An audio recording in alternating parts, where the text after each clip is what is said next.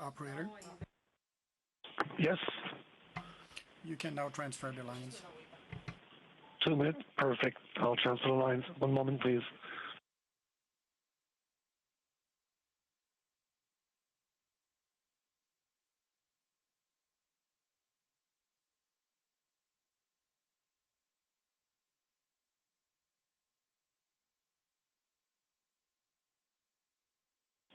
All participants, please stand by. Your conference will begin momentarily. À tous les participants, votre conférence débutera sous peu.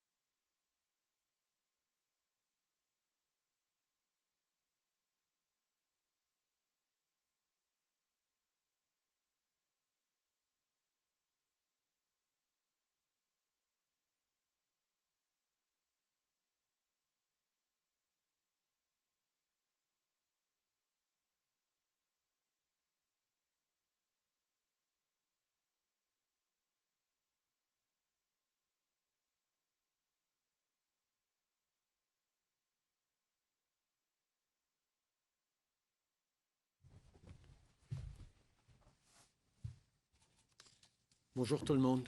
Hello everyone. Yesterday, a Royal Canadian Navy helicopter on a NATO mission, carrying 6 members of the Canadian Armed Forces, went down with all hands in the Ionian Sea off the coast of Greece. They were flying from the Canadian naval frigate HMCS Fredericton, home port of Halifax, as part of Operation Reassurance. 1 casualty was recovered and 5 are missing. All of them are heroes. Each of them will leave a void that cannot be filled. On behalf of all Canadians, I want to offer my deepest support to their families, their friends, their shipmates, and their fellow CAF members. This is another very hard day for Halifax, for Nova Scotia, and for our armed forces families. I spoke to NATO Secretary General Stoltenberg earlier this morning, who offers support and assistance in the times to come. In the coming days, there will be many questions about how this tragedy occurred, and I can assure you we will get answers in due course. Hier, un hélicoptère de la Marine royale canadienne, engagé dans une mission de l'OTAN et transportant 6 membres des forces armées canadiennes, s'est écrasé dans la mer Ionienne, au large des côtes de la Grèce. L'hélicoptère était déployé à bord de la frégate NCSM Fredericton dans le cadre de l'opération Réassurance. Une victime a été retrouvée et 5 membres ont été portés disparus. Ils sont tous des héros. Au nom de tous les Canadiens, je tiens à offrir mon appui aux familles, aux amis, à leurs camarades de bord et aux membres des Forces armées canadiennes, aux gens de Halifax et de la Nouvelle-Écosse. Nous sommes de tout cœur avec vous. In a season of grief, a time of hardship, heartbreak, and loss for so many Canadians, the men and women of the Canadian Armed Forces stand tall. Bearing the maple leaf on their shoulders, they are known around the world as beacons of civility, compassion, and courage. Whether combating terrorism, standing by our partners and allies, or supporting peace operations around the world, they do what they always do: step towards danger so the rest of us can stay safe. Operation Reassurance is Canada at its best, bolstering security and stability in Central and Eastern Europe. Here at home, we turn to the forces in times of flood, fire, or other natural disasters. They never say no. They always put their shoulders to the wheel. And now, as we battle the COVID-19 pandemic, the Canadian Armed Forces are on the front lines in our seniors' homes, helping to protect and care for our most vulnerable citizens. Even as up to 915 soldiers are deployed on Operation Reassurance in Europe, reinforcing NATO's collective defense, the CAF will soon have more than 500 serving in 13 long-term care facilities in and around Montreal. And more will go in as they are prepared for this work. Earlier this week, CAF teams were deployed to assist in 5 long-term care facilities in Ontario. These people are working day and night, helping to protect our parents, our uncles, our aunts, and our grandparents.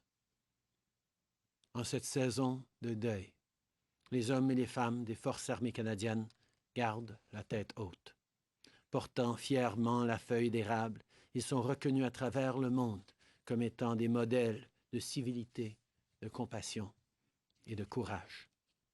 Qu'ils soient appelés à combattre le terrorisme, à se tenir aux côtés de nos partenaires et de nos alliés, ou à appuyer les opérations de la paix, ils font ce qu'ils ont l'habitude de faire. Ils avancent vers le danger pour assurer notre sécurité. Au pays, on se tourne vers eux quand il y a une inondation, un feu de forêt ou une autre catastrophe naturelle. Ils ne nous disent jamais non. Ils sont toujours prêts à nous aider. Et maintenant, alors qu'on fait face à une pandémie, les forces armées canadiennes sont encore une fois là pour nous. Ils prennent soin de nos aînés. Ils vont prêter main forte aux résidences pour personnes âgées. Jusqu'à 915 soldats participent actuellement à l'opération Réassurance en Europe. Et bientôt, nous compterons plus de 500 membres des Forces armées canadiennes dans les CHSLD du Grand Montréal et d'autres se joindront à eux bientôt. Plus tôt cette semaine, des équipes des Forces armées canadiennes ont aussi été déployées dans 5 établissements de soins de longue durée en Ontario. Nos membres travaillent jour et nuit pour protéger nos parents, nos tantes et nos oncles et nos grands-parents, et ils méritent notre reconnaissance. Whether at home or abroad, the women and men of the Canadian Armed Forces are the hand of our intentions, the concrete expression of our valor and values as Canadians. And so we stand with them, and we hold out hope to find the missing. Once again, thank you for joining us. I will now turn it over to Minister Sajjan, General Vance, and Deputy Minister Thomas. Thank you, Prime Minister. As the Prime Minister has said, yesterday we lost contact with a CH-148 Cyclone helicopter deployed on board HMCS Fredericton.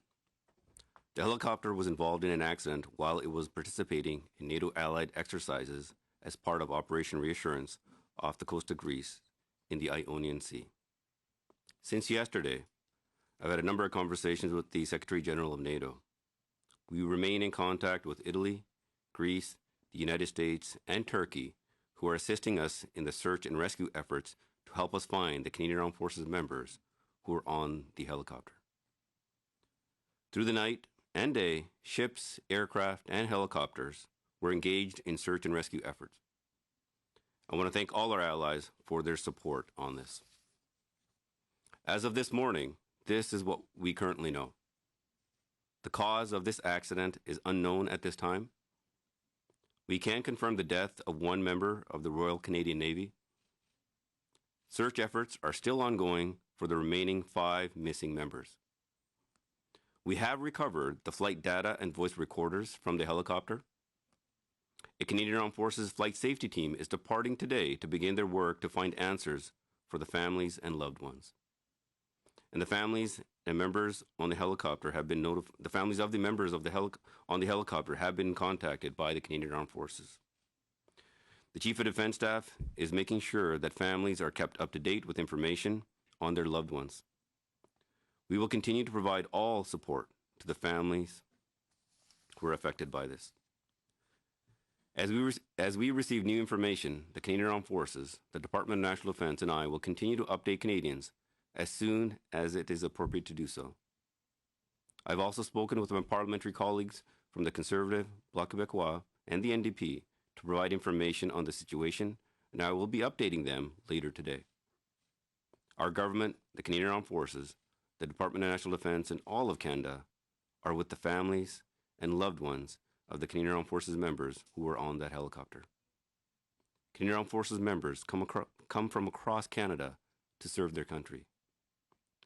But I know that for the community in Halifax and Shearwater, Nova Scotia, where HMCS Fredericton and where the crew of this Cyclone helicopter is based, this incident impacts them in a profound way. All of our Canadian Armed Forces members serve our country with dignity and courage.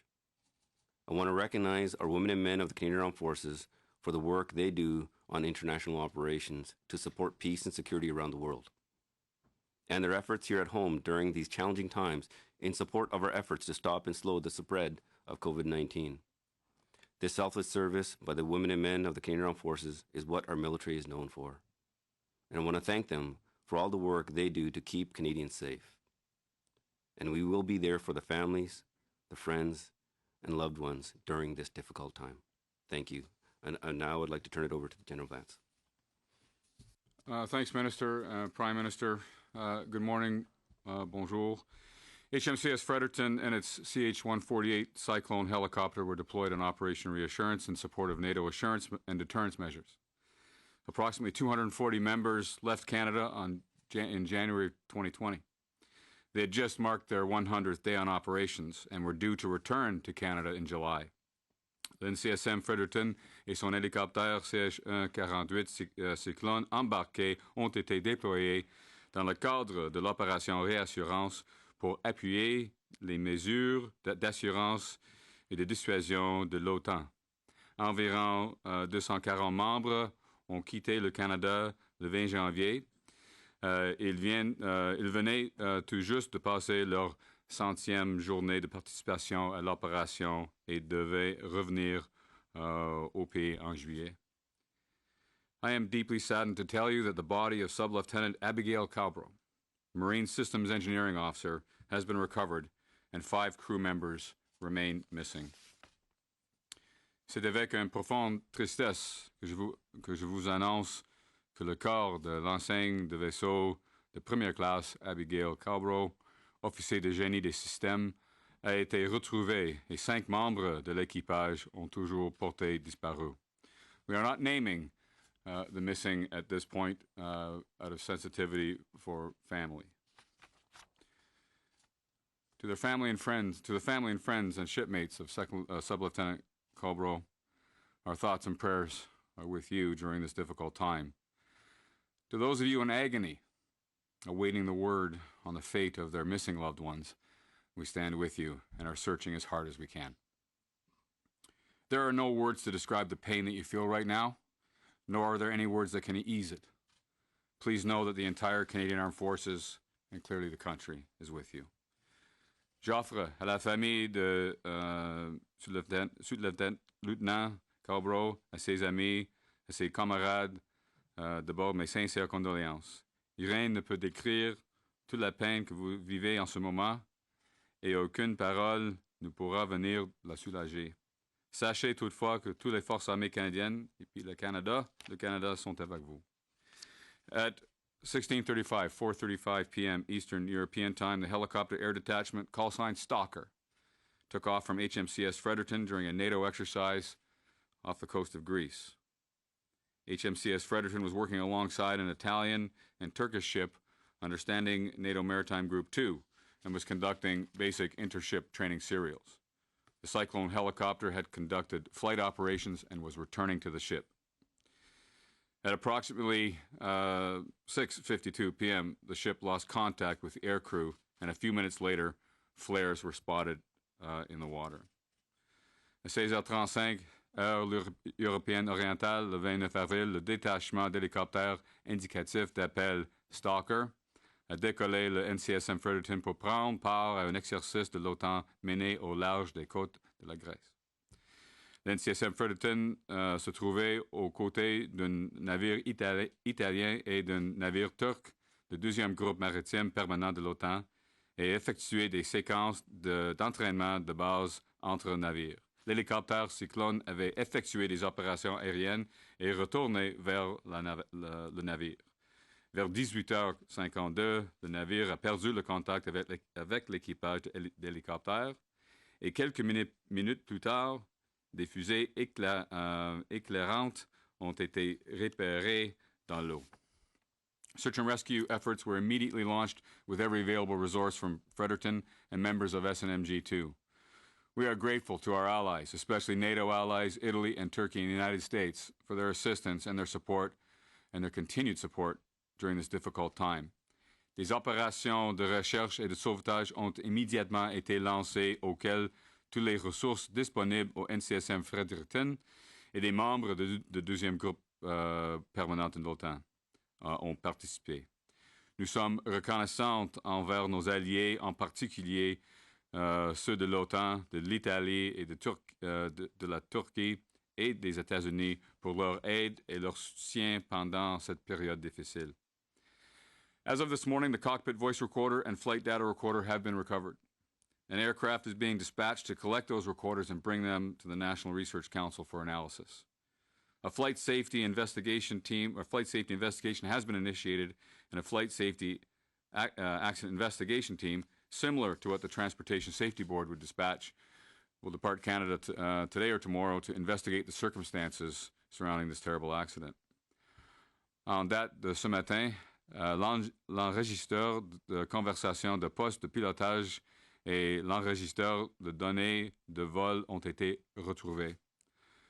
Un avion est envoyé pour récupérer ces enregistrements et les apporter au Conseil national de recherche du Canada aux fins d'analyse. Une enquête de sécurité des vols a été lancée et une équipe d'enquête sur les accidents et incidents d'aéronefs similaires à celle que le Bureau de la sécurité des transports enverrait, quittera le Canada aujourd'hui, peut-être demain, pour enquêter sur les circonstances entourant ce terrible accident. For now, HMCS Fredericton and our allies continue to search the area. A support team is en route to help with logistics and support. Pour l'instant, le NCSM Fredericton et nos alliés poursuivent leurs recherches pour retrouver les membres disparus. Une équipe de soutien est en route pour aider notre personnel avec la logistique et le soutien. This is a time of agony for all families, friends, and fellow crew members. There is nothing worse than sending your shipmates over the horizon and losing contact. We have contacted all next of kin. We will provide them with all of the support and resources we can to help through this difficult time. Je reconnais que l'attente doit être agonisante pour les familles, les amis et les membres de l'équipage. Il n'y a rien de pire que de perdre le contact avec ses camarades de bord alors que ceux-ci sont au-delà de l'horizon. Nous avons contacté tous les proches parents des victimes. Nous leur fournirons tout le soutien et toutes les ressources possibles pour les aider à surmonter cette période difficile. I am very proud of our brave sailors and aviators deployed on Operation Reassurance and the work that Canada's military personnel do every day for global security and to help their fellow Canadians at home. Je suis fier, tellement fier, de nos courageux marins et aviateurs qui sont déployés dans le cadre de l'opération Réassurance et du travail qu'accomplissent chaque jour les militaires canadiens pour assurer la sécurité dans le monde et pour aider leurs compatriotes au pays. Our thoughts, my thoughts, all of our thoughts are with all of you. Thank you. Merci. Thank you, General Vance. Prime Minister, Minister, as a naval veteran, the daughter of a naval officer, and the wife of a naval officer, this tragedy hits home, for me, especially hard, as I know it does for so many members of our wider defense team. We know that all Canadians extend their deepest sympathies to the entire crew of HMCS Fredericton, who served shoulder to shoulder with their lost shipmate. As Deputy Minister of National Defence, I and the entire defense team stand ready to support the Minister of Defense, the Chief of Defense Staff, and all of those impacted by this truly difficult time. Thank you for being here, and we will now take your questions. Thank you, Deputy Minister. We'll go to the phones first. One question, one follow-up. Operator? Thank you. Merci. First question, Bill Curry, the Globe and Mail, line open.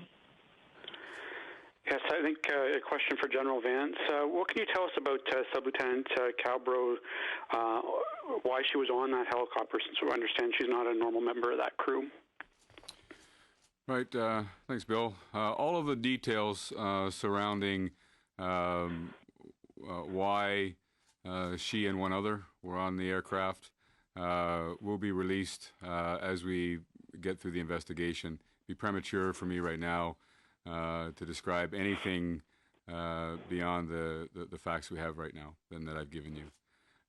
Suffice to say, she was authorized to be on the helicopter, and further details about her, her family, and anything pertaining to her will be released formally later when we can confirm all of the details.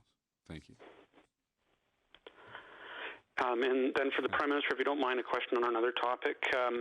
The Parliamentary Budget Officer released a report this morning saying that the federal deficit could reach $252 billion, and that it could climb higher if the current programs are extended or if the government approves fiscal stimulus measures when the economy recovers. So at what point do you reach the limit of what Ottawa can afford in response to COVID-19, and how will your government deal with the new debt once this crisis is over? Right now, we are focused on supporting families through this crisis. We need Canadians to stay home. We need Canadians to take the measures that will protect themselves, their loved ones, their neighbours, and our healthcare systems. And that's why we have made sure that we're sending help to the millions of Canadians across the country who need that help, whether it's through the Canada Emergency Response Benefit or the Canada Emergency Wage Subsidy or other measures. We will continue to support Canadians to get through this in the best possible way so that our economy can come roaring back afterwards. Our focus is on what we need to do now to get through this. I have tremendous confidence in Canadians' ability to keep going and to come back stronger than ever afterwards. Okay. Notre priorité dans cette situation a été d'aider les familles, d'appuyer les Canadiens qui en avaient besoin pour qu'on puisse justement faire ce qu'on devait faire, c'est-à-dire de rester chez nous, d'être là les uns pour les autres pour empêcher que la COVID-19 prenne trop de vie ou ait un trop gros impact sur notre système de santé, déborde notre système de santé. Nous allons continuer d'être là pour les Canadiens pendant que les Canadiens sont là les uns pour les autres, pour leurs proches, pour leurs voisins, pour nos travailleurs de première ligne dans notre système de la santé. Je suis très confiant dans notre capacité de revenir en force après la COVID-19 à cause des décisions et des actions que nous avons tous prises en tant que Canadiens. Il y avait une demande pour financer, mes excuses.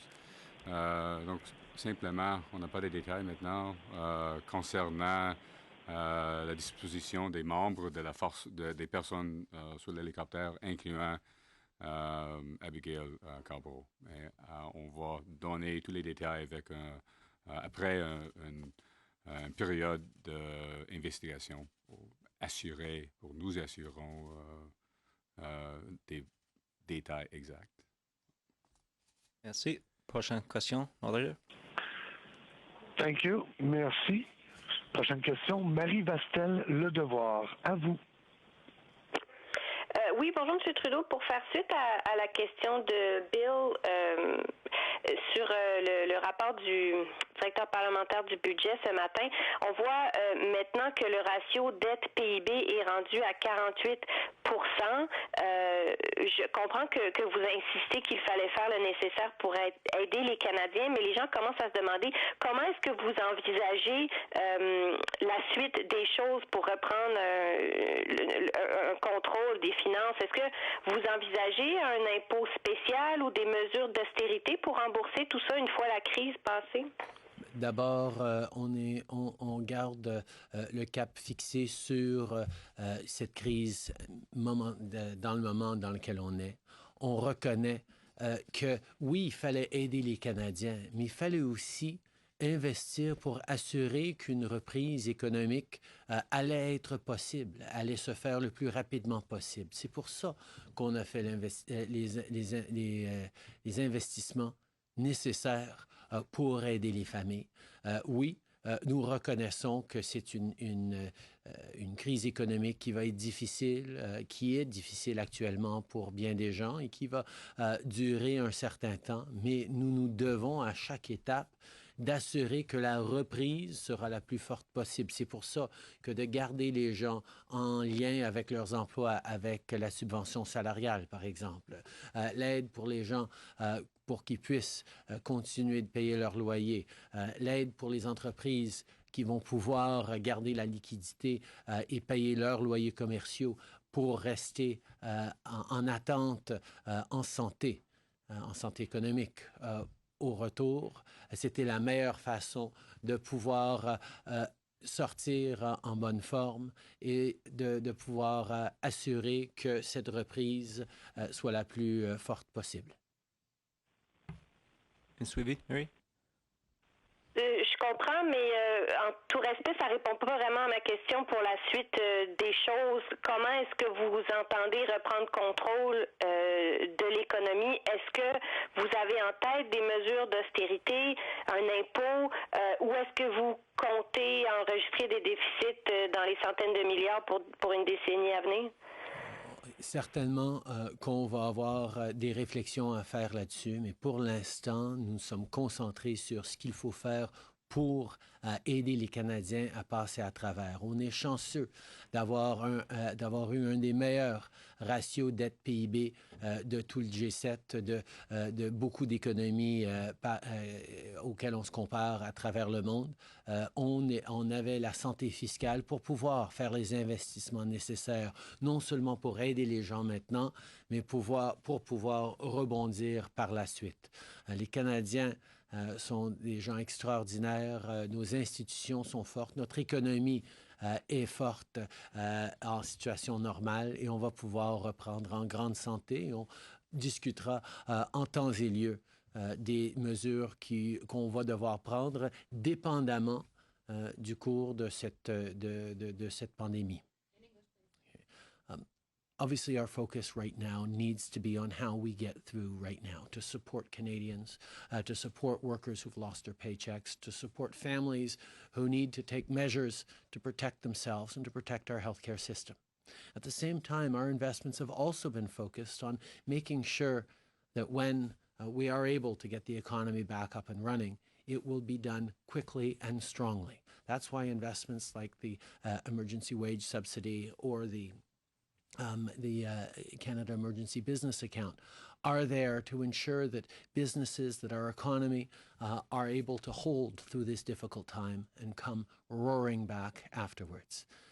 Canadians are a strong and resilient people, and our economy was in great shape before going into this. We had one of the lowest debt to GDP ratios of most of our comparable countries.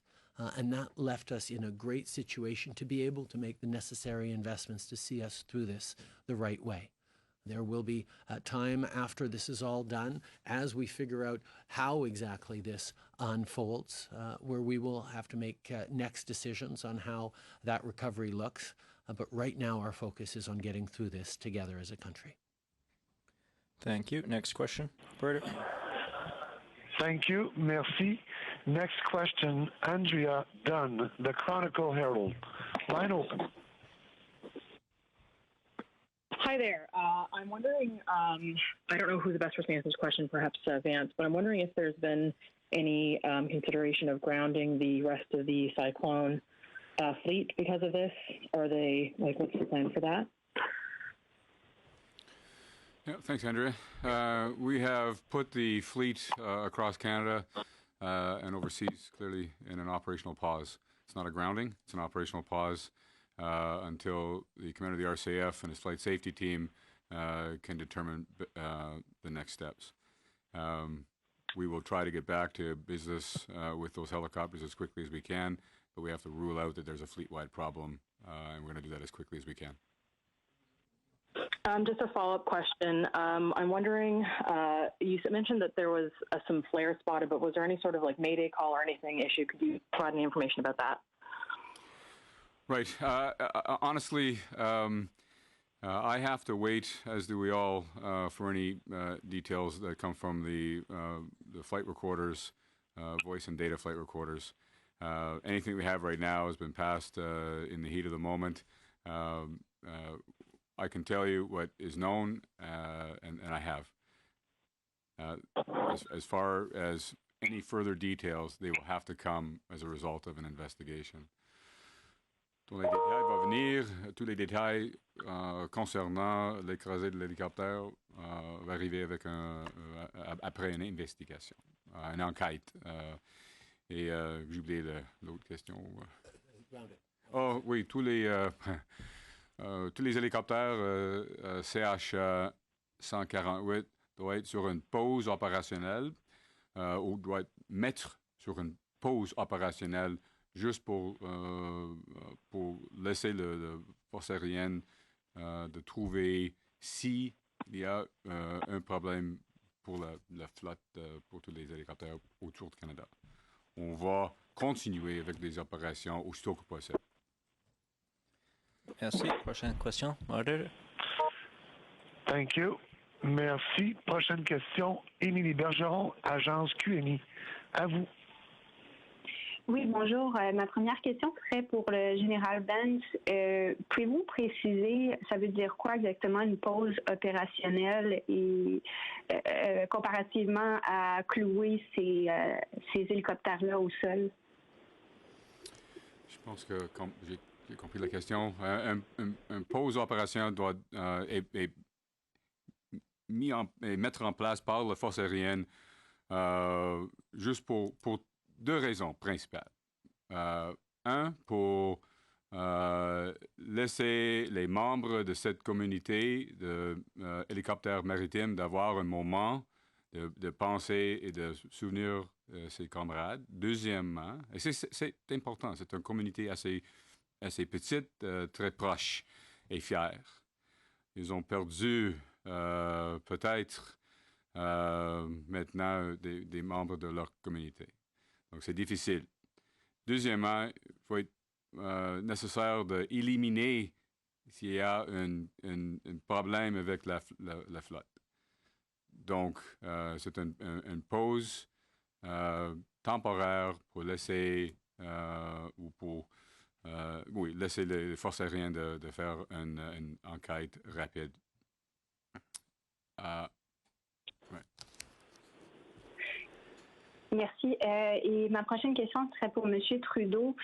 Sur un autre sujet, hier en Chambre, vous n'avez pas été tout à fait clair sur vos intentions quant aux entreprises qui profitent de paradis fiscaux. Alors, j'aimerais vous donner l'occasion de clarifier. Est-ce que ces entreprises-là vont pouvoir toucher la subvention salariale, oui ou non?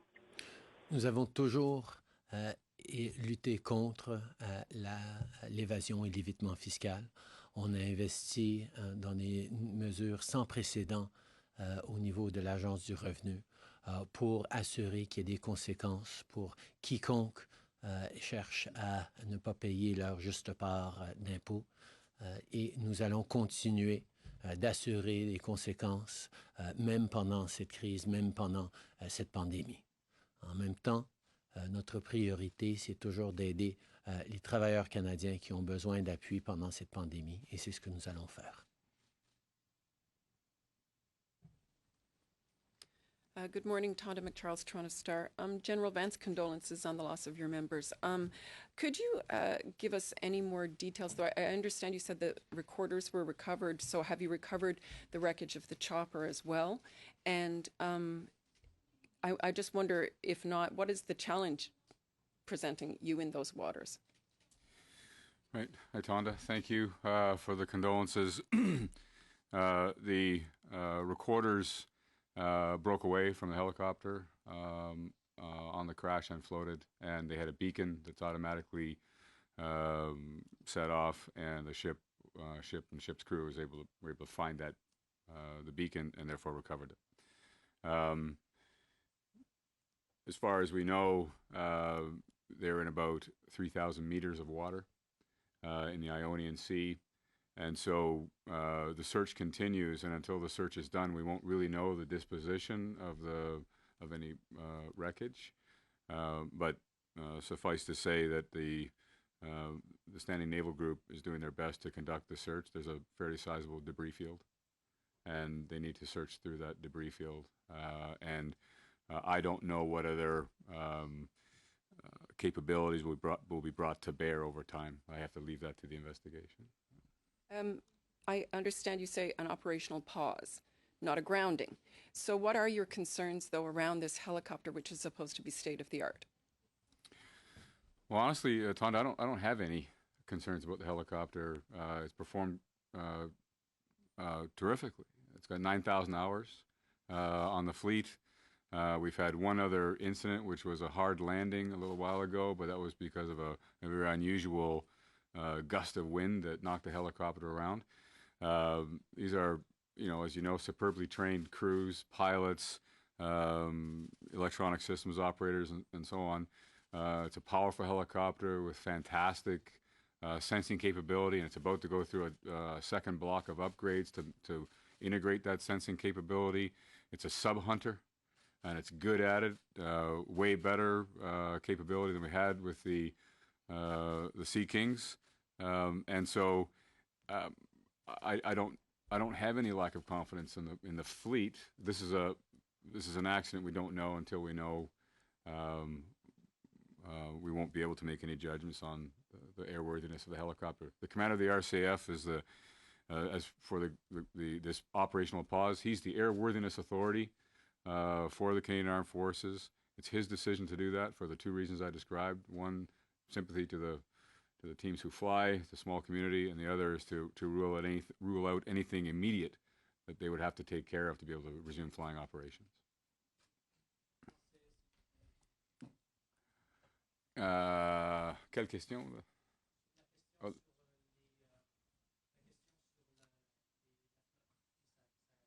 OK, nous avons et j'ai beaucoup de confiance dans cette flotte. Les hélicoptères sont state of the art. Nouveaux hélicoptères avec une capacité de trouver des sous-marins, de l'électronique à bord sont même première classe dans le monde. Donc, nous avons beaucoup de confiance dans cette flotte et le pause opérationnel est mis en place par le commandant des forces aériennes pour assurer qu'il n'y a pas un problème évident qui peut être arrêté ou groundé la flotte. Bonjour, Raymond Filion de TVA. Monsieur le Premier ministre, juste pour revenir brièvement sur la question du rapport du directeur parlementaire du budget, je comprends, vous avez dit tout à l'heure, vous demeurez concentré sur la crise, il y aura des réflexions pour la suite des choses plus tard, mais spécifiquement sur la question des augmentations de taxes et d'impôts, est-ce que c'est quelque chose que vous excluez, comme vous l'avez fait dans le passé, ou c'est une possibilité pour renflouer les coffres? On n'est pas du tout en train de penser à cela maintenant. On a énormément de confiance dans la reprise économique, dans la capacité des Canadiens de reprendre nos activités économiques et la prospérité que nous avions vue pendant bien des années. Les fondamentaux de notre économie demeurent extrêmement fortes malgré cette crise. Tous les pays de notre planète sont en train de faire face à de grandes difficultés économiques. Le Canada est entré dans cette crise de la santé avec un meilleur ratio dette PIB que presque tous nos partenaires et nous allons pouvoir en sortir, j'espère, mieux positionnés que d'autres et on ne devrait pas avoir à amener des mesures exceptionnelles. On est là pour travailler ensemble pour la reprise et j'ai énormément confiance dans la capacité et des Canadiens et de notre économie de le faire. Bonjour, Christian Noël de Radio-Canada. Gérald Vance, est-ce que vous pouvez être plus précis sur la nature de la mission? Est-ce que ça impliquait la surveillance de forces ennemies, qu'elles soient militaires ou autres? Est-ce qu'il y a eu contact? Je vous laisse prendre des notes. Est-ce qu'il y a eu contact après la fin de l'opération et le retour vers NCH Fredericton? Est-ce que c'est à l'étude dans l'enquête? Et est-ce que les flares, c'est automatique ou est-ce que c'est manuel? Donc, est-ce que l'équipage a envoyé les signaux de détresse? En anglais? Ah, just kidding. Ah, that's okay. C'est assez technique. Je vais répondre en anglais, si c'est pas ça. Si je comprends la question, j'ai compris la question. Let me be very clear. Operation Reassurance is an assurance and deterrence measure, meaning that the alliance has put on the ground and at sea capabilities to tell Russia and any adversaries to not interfere with European security, North Atlantic security.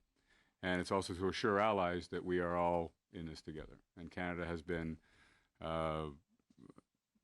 present, particularly at the maritime mission, without fail.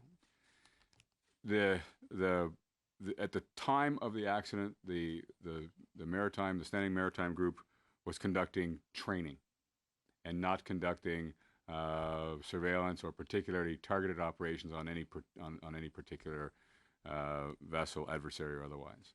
There was no, from what I can tell, we can't rule anything out, but I'm quite certain from a military situation, this was not a function of contact or a shoot down.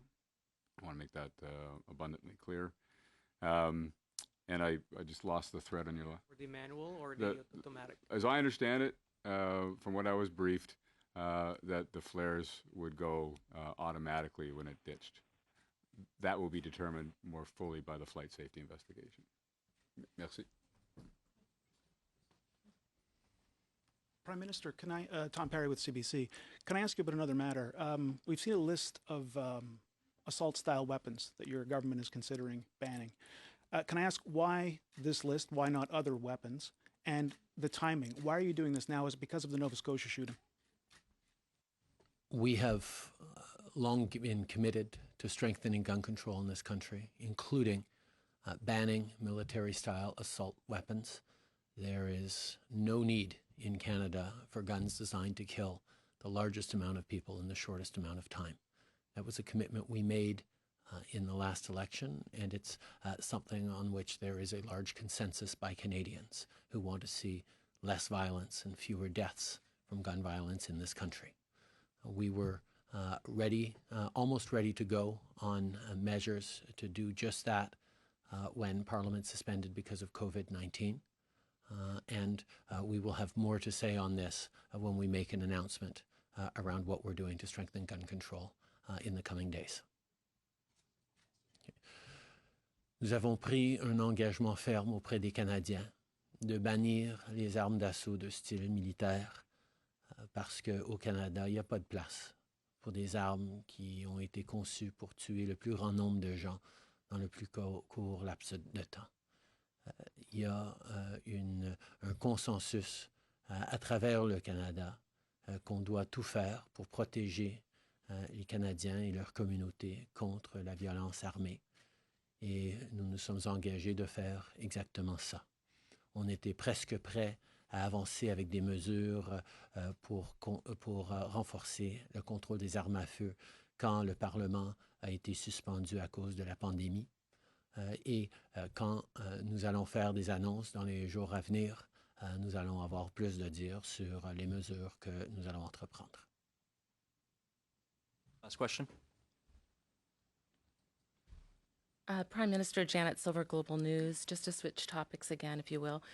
Were you or anyone in your government aware back in January that China had engaged in a global effort to procure PPEs and have those sent back to China? And if you or anyone in your government knew about this, why didn't you try and stop it? As of January 2nd, our Chief Public Health Officer convened a group of provincial public health officers to advise that there were reports of a new virus present in China. Our intelligence services were tracking and aware of the issues, and we got regular updates through the month of January. Further than that, I don't have anything to add. Thank you. That concludes today's press conference. Merci tout le monde. Thank you. The conference has now ended. Please disconnect your lines at this time